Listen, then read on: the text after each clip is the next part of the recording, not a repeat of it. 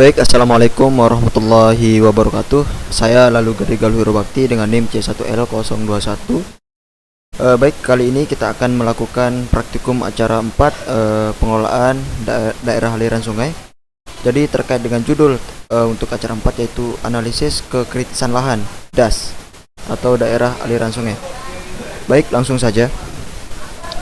Perlu teman-teman ketahui bahwa sistem informasi geografis merupakan sistem yang memiliki kemampuan menganalisis masalah spasial maupun non-spasial beserta kombinasinya. Kemudian ketersediaan data dan informasi sumber daya lahan, khususnya lahan kritis, menjadi penting dalam rangka optimalisasi usaha pertanian. Seberapa dan potensi fisik lahan dapat digunakan sebagai tolok ukur perencanaan pengelolaan kawasan DAS. Terkait dengan informasi berupa di mana dan berapa luas lahan DAS dimanfaatkan untuk usaha tani ditinjau dari segi morfologi dan agroekologi. Baik, terkait dengan pengertian dasar atau pengertian umum, daerah aliran sungai merupakan ekosistem yang kompleks.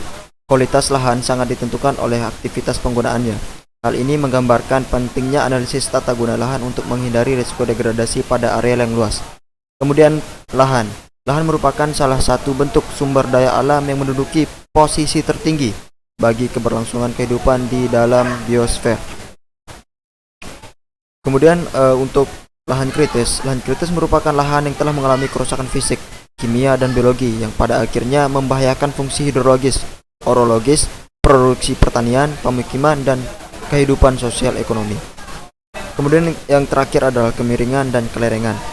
Kelerengan atau kemiringan lahan merupakan perbandingan persentasi antara jarak vertikal dengan jarak horizontal. Semakin landai kemiringan lerengnya, maka semakin berpotensi terjadi banjir. Begitu pula sebaliknya, semakin curam kemiringannya, maka semakin aman akan bencana banjir. Terkait dengan menganalisis lahan kritis, analisis spasial merupakan salah satu bagian dari kajian sistem informasi geografis.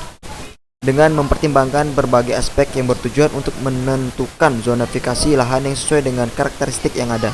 Misalnya wilayah DAS yang dapat digunakan untuk usaha tani maupun mengidentifikasi lahan-lahan kritis agar dapat digunakan dengan konsep konservasi.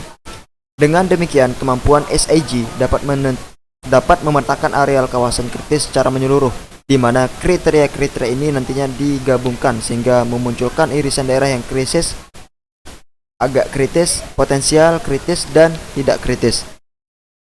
Untuk parameter penentu lahan kritis itu ada 4, yaitu penutupan lahan, kemiringan, bahaya erosi, dan penggunaan lahan. Perlu teman-teman ketahui bahwa yang 4 ini mempunyai hubungan saling terhubung. Terkait dengan penggunaan lahan, apabila penggunaan lahan DAS itu tidak sesuai dengan prinsip konservasi, maka terjadilah erosi dan sebagainya.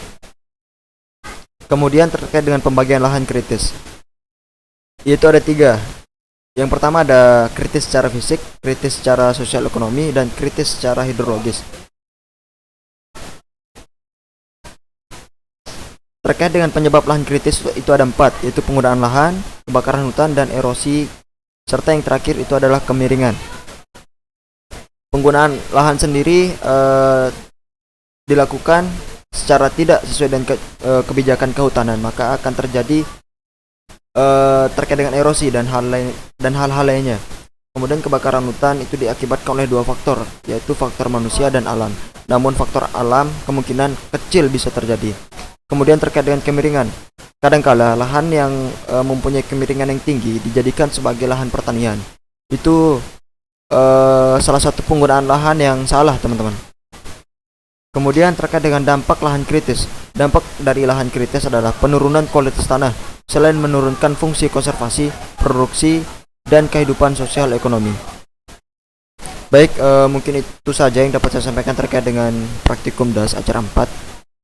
Kurang lebihnya saya mohon maaf. Sekian, terima kasih. Wassalamualaikum warahmatullahi wabarakatuh.